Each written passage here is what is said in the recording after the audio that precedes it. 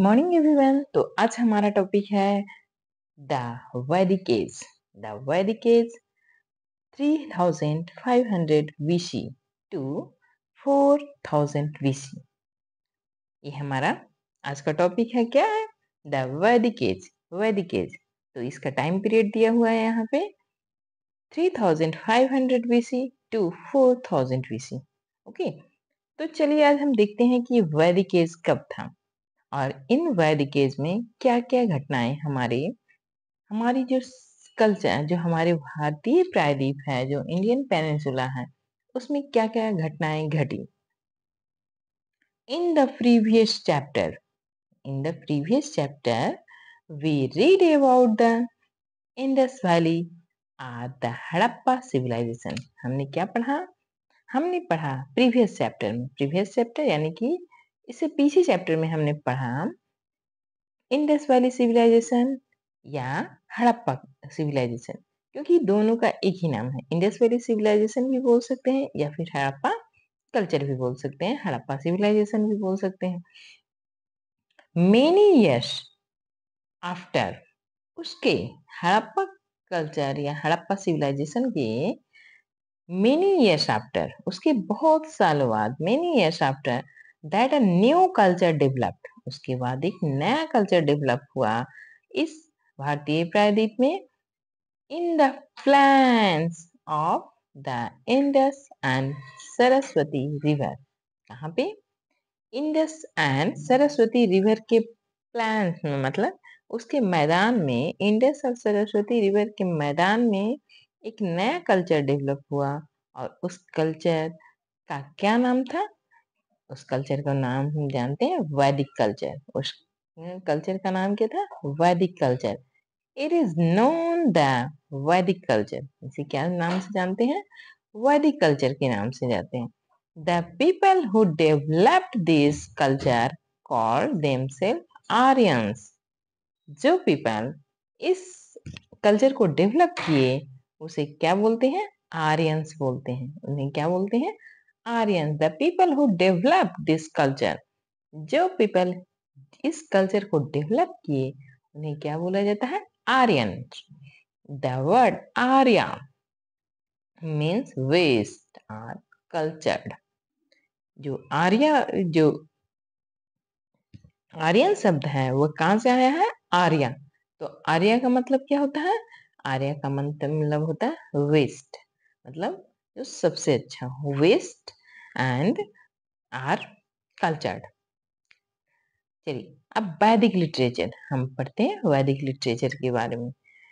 वैदिक literature is an ancient literature of the world. बोल रहा है जो हमारा जो टॉपिक है वैदिक लिटरेचर। ये जो वैदिक एज में जो लिखे गए, जो पढ़े गए, जो स्क्रिप्ट, जो जो उस समय गए जो लिटरेचर था, उसी को हम आज वैदिक लिटरेचर में पढ़ेंगे। तो वैदिक literature is an ancient literature. क्या है? ये बहुत ही पुराना साहित्य है। ऑफ द वर्ल्ड, वर्ल्ड का बहुत ही पुराना साहित्य है। इट कॉन्टेन इसमें उपस्थित है प्रोफाउंड नॉलेज, इसमें समाहित क्या है? नॉलेज समाहित है। Such a literature was not seen anywhere. बोल रहा ऐसा लिटरेचर और कहीं भी आपको नहीं मिलता है, जिसमें इतनी नॉलेज भरी हो, ऐसा लिटरेचर हमें और कहीं नहीं प्राप्त होता है। Such a literature was not seen anywhere. The language of the Veda, language of the Veda is ancient Sanskrit. जो आज की संस्कृत है वो उस वेद की संस्कृत नहीं है। जो वेद की संस्कृत है वो एंशिएंट संस्कृत है। एंशिएंट मतलब प्राचीन संस्कृत है। जो हमने देखा था कि वो जो ऋग्वेद है, जो चारों वेद हमारे, वो उस समय वैदिक संस्कृत या फिर प्राक संस्कृत बोली जाती थी। तो एंशिएंट संस्कृत, वही एंशिएंट संस्कृत की भाषा में वेद लिखे गए हैं। वेद आर 4 इन नंबर। वेद कितने हैं? 4। Rigveda, Yajurveda, Samaveda and Atharvaveda. Rigveda, Yajurveda, Samved and Atharvaved. This is called Shruti literature. This is called Shruti literature. इन्हें क्या कहा जाता है? श्रुति लिटरेचर. श्रुति का मतलब हम जानते हैं कि जिसे बोलकर, जिसे एक आदमी ने बोला और दूसरे ने सुनकर याद किया, तो उसे बोलते हैं श्रुति. सुनकर याद करना श्रुति, इसे श्रुति साहित्य कहा जाता है. श्रुति लिटरेचर, लिटरेचर कहा जाता है. Shruti means that which is heard, जिसे सुना जाए, जिसे सुना जाए. It was not written down. बोल रहा है कि यह लिखे हुए फॉर्म में नहीं थे, यह कहीं भी लिखा हुआ नहीं था. जो ये चारों वेद थे, वो चारों वेद कहीं सबसे प्रारंभिक अवस्था में वैदिक एज में ये चारों वेद कहीं लिखे हुए नहीं थे. और ये किस प्रकार, किस फॉर्म में थे? तो ये श्रुति फॉर्म में थे. मतलब कि जो उनके आचार्य होते थे, जो उनके टीचर होते हैं, वो उनकर बोल के अपने शिष्यों को बोलते थे और शिष्य उसे बोलकर याद करते थे. मतलब वो लिखित फॉर्म में नहीं था, वो रिटन फॉर्म में नहीं था, वह सुना ओरल फॉर्म में था. It was translated verbal. यह किस प्रकार? वर्बल था. Why hearing by words of mouth from the teacher. बोल रहा है कि जो ये it was transferred, ये कैसे ट्रांसफर होता था? वर्बली. यह वर्बली ट्रांसफर होता था, एक दूसरे के मुंह से ही ट्रांसफर होता था. वाई हियरिंग, हिंदी थे. Why the words of mouth from the teacher, अपने टीचर के मुंह से सुनते थे और उसे सुनकर याद करते थे. तो इसीलिए इसे श्रुति लिटरेचर बोला जाता था. श्रुति लिटरेचर या फिर इसे हिंदी में श्रुति संहिता भी बोला जाता है. ठीक है. Student would listen to it and learn it by repeating it loudly. बोल रहा है कि स्टूडेंट वुड लिसन, स्टूडेंट उसे सुनकर थे, इसे लर्न करते थे और रिपीट करते थे. लॉर्डली, इट्स लॉर्डली, जोर से लॉर्डली रिपीट करते थे. This way knowledge was carefully passed. This way, इस वे के द्वारा knowledge was carefully passed. Knowledge जो था वो बहुत ही सावधानी से carefully passed on from one generation to another. बोल रहा है कि इस तरीके से जो नॉलेज था वो बहुत ही सावधानी पूर्वक एक जनरेशन से दूसरे जनरेशन में जाता था. Rigveda is the most ancient text of the world. बोल रहा है कि जो ऋग्वेद है वो पूरे विश्व में Rigveda is the most ancient text. बोल रहा है कि जो पूरे विश्व में जो रचनाएं हैं, जो पूरे विश्व में जो रचना, उसमें ऋग्वेद सबसे पुरानी रचनाएं हैं.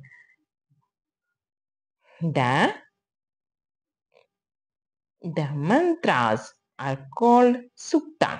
जो मंत्र है उसको क्या बोला जाता है? सुक्त बोला जाता है. मंत्रों को क्या बोला जाता है? सुक्त बोला जाता है. सुक्ता मीन्स स्पोकन करेक्टली. सुक्ता का मतलब क्या होता है? क्या आप सही बोलिए. सुक्ता. God and goddess are praised in this sukta. बोल रहा ये जो सुक्ता थे, जो ऋग्वेद के सुक्त, उनमें किनकी प्रशंसा या किनकी पूजा की गई है? तो गॉड और गॉडेस की इनमें पूजा की गई है. उन सुक्त के द्वारा उनकी आराधना की जाती थी, उनकी पूजा की जाती थी. It study reveal detailed information about that period. बोल रहा है its study reveal detailed information about that period. इसे पढ़ने के बाद हमें उस समय के पीरियड के बारे में बहुत सारे इंफॉर्मेशन मिलती है। इट्स स्टडी रिवील प्रकट करता है बहुत सारी information, detail information that period, किस पीरियड का? वैदिक पीरियड का। वैदिक पीरियड के बहुत सारे इंफॉर्मेशन ऋग्वेद के श्लोकों सुक्ता में नजर आते हैं। अगर हम ऋग्वेद के सूक्त को पढ़ेंगे तो हमें वैदिक एज के बारे में, वैदिक पीरियड के बारे में हमें बहुत सारी इंफॉर्मेशन प्राप्त होती है। Vedic age can be divided into 2 category. जो वैदिक एज था वह कितने भाग में डिवाइडेड था? 2 कैटेगरी में। फर्स्ट ऋग्वेदा। ऋग्वेदा, जो ऋग्वेद का टाइम पीरियड था उसे अर्ली वैदिक पीरियड भी बोला जाता था। जो ऋग्वेद का जिस समय ऋग्वेद की रचना हुई उसे अर्ली वैदिक पीरियड बोला जाता है। और जो लेटर वैदिक पीरियड है वह कब था? जो ऋग्वेद के बाद का जो पीरियड आया उसे लेटर वैदिक पीरियड बोला गया। जो ऋग्वेद के बाद जो पीरियड आया उसे क्या बोला गया? लेटर वैदिक पीरियड। यानी कि हमारा जो वैदिक पीरियड 2 पार्ट में डिवाइड है। फर्स्ट अर्ली वैदिक पीरियड और सेकेंड लेटर वैदिक पीरियड। ऋग्वेदिक और अर्ली वैदिक पीरियड बोल रहे हैं कि ऋग्वेदिक और अर्ली वैदिक period. During the early Vedic period, people lived in the region called सप्त सिंधु। बोल रहा है कि जो ड्यूरिंग द अर्ली वैदिक पीरियड, जो अर्ली वैदिक पीरियड है जिसमें ऋग्वेद लिखा गया है, रचा गया है, तो वो उस समय जो people lived in the region, people जिस रीजन में रहते थे कॉल्ड सप्त सिंधु, उसे क्या बोला जाता है? सप्त सिंधु। उसे बोला जाता है सप्त सिंधु। सप्त सिंधु मीन्स सेवन रिवर। सप्त सिंधु का मतलब क्या होता है?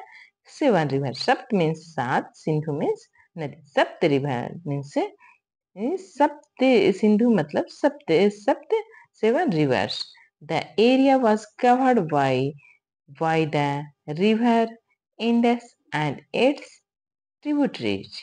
बोल रहा है कि जो सप्त सिंधु का एरिया था वो किस एरिया में था? जो इंडस नदी है और उसके जो सहायक नदियां हैं, ट्रिब्यूटरी जो है, ट्रिब्यूटरी जो उसकी सहायक नदियां हैं, जो उसकी उन सब के पास, उन सब से घिरा हुआ यह जो क्षेत्र होता है, जो रीजन होता है, वहीं पे वैदिक पीरियड यानी वैदिक एज के समय वहां पे यह ऋग्वेद लिखा गया।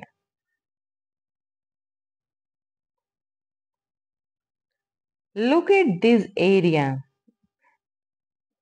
in the map 4.1 and name of the river which flow through it. यहाँ देखिए, यहाँ हमारा भारत का मैप है जो कि यहाँ देखिए ये जो एरिया है यहाँ पे इंडस नदी है। ये क्या है? इंडस नदी। और इसके ट्रिब्यूटरी यहाँ पे है, इसकी सहायक नदी है। तो बोल रहा है कि जो यहाँ जो है यहाँ पे इसे क्या बोला जाता था? वैदिक period is lived in the reason called सप्त सिंधु। क्या बोला जाता है? सप्त Sindhu. The main occupation of the people was cattle rearing.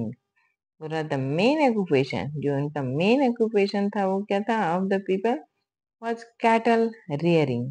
Cattle को पालने का, कैटल को पालन पोषण करने का, उनका मवेशियों को, कैटल मीन्स जैव जंतु, जो हमारे पालतू जानवर होते हैं उन्हें कैटल बोला जाता है।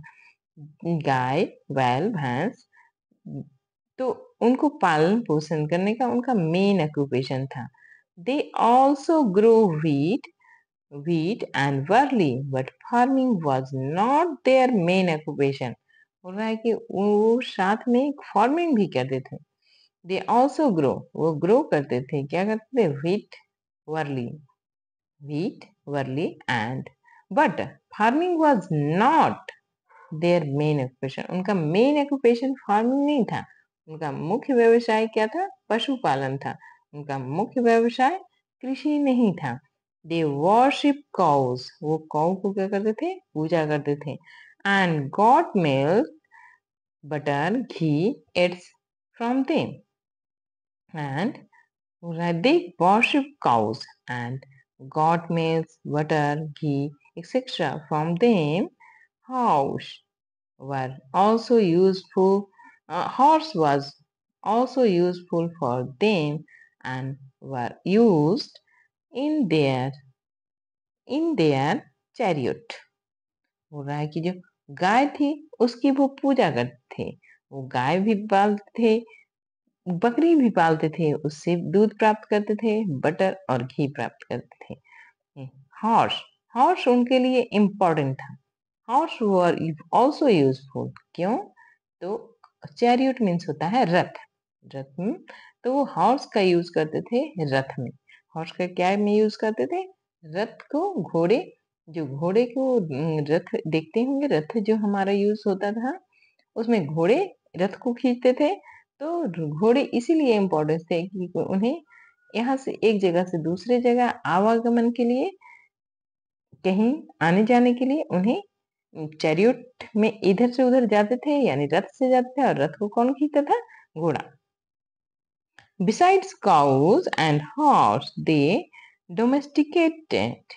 बोला है जो beside cow and horse, they domesticated goats, sheep and dogs. Dogs.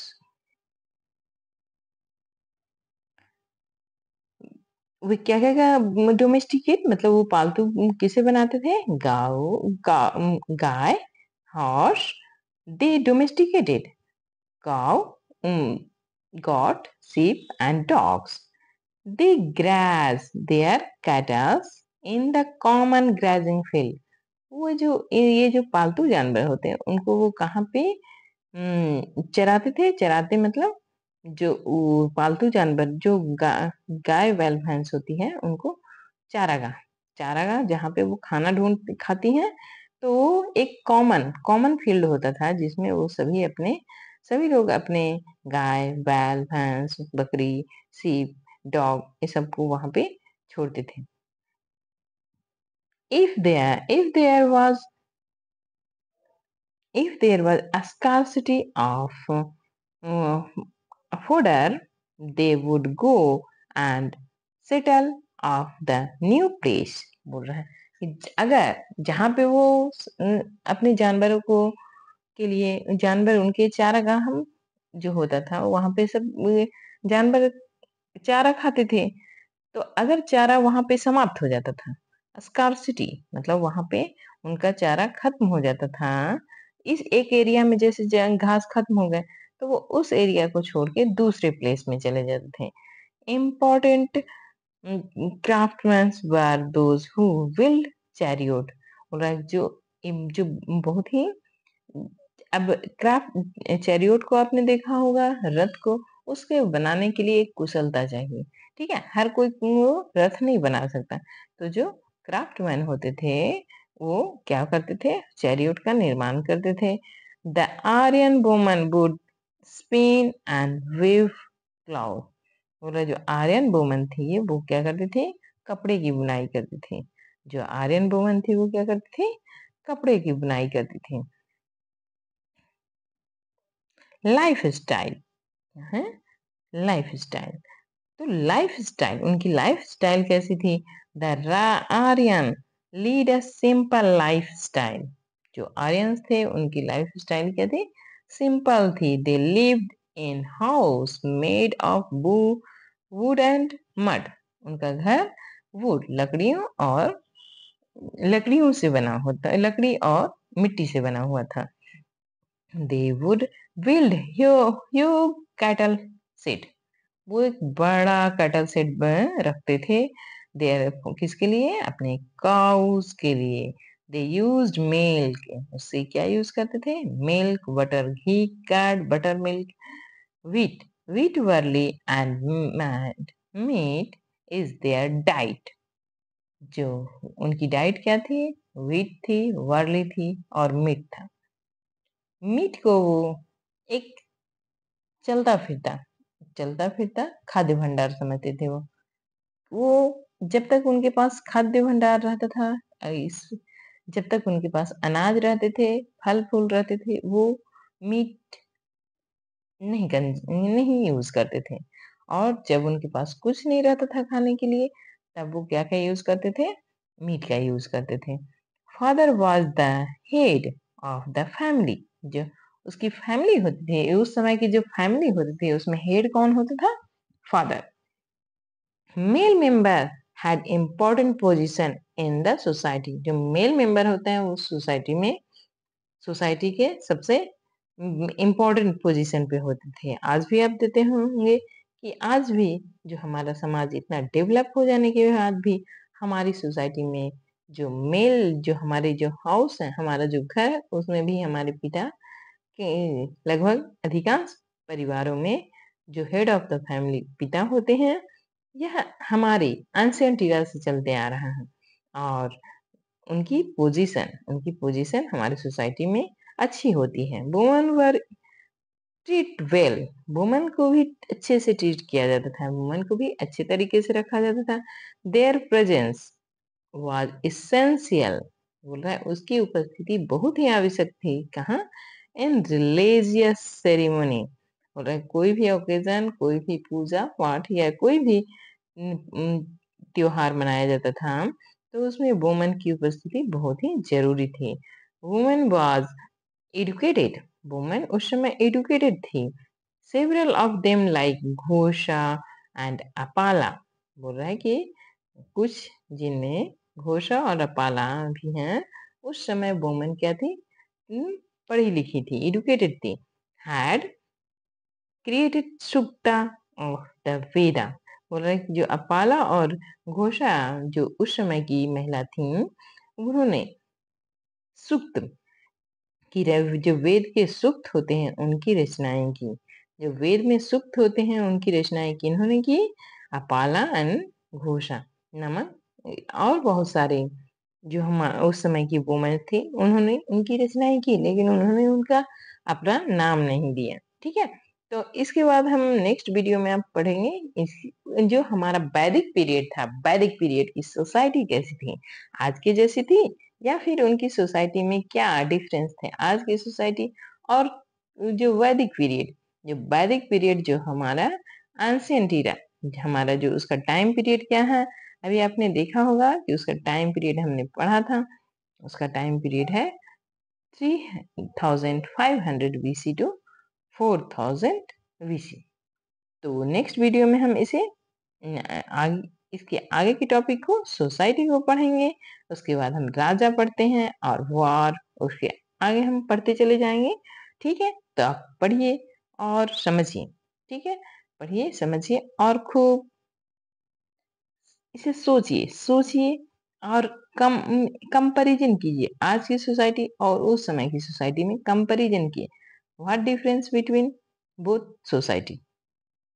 तब आपको अच्छे से इन बातों को समझ में आएगा और इसे समझ के अपने अपने आसपास के समाज में इसे फैलाने की कोशिश कीजिए। जो हम सीख जाते हैं उसे हमें दूसरे को बताना चाहिए। ठीक है, धन्यवाद।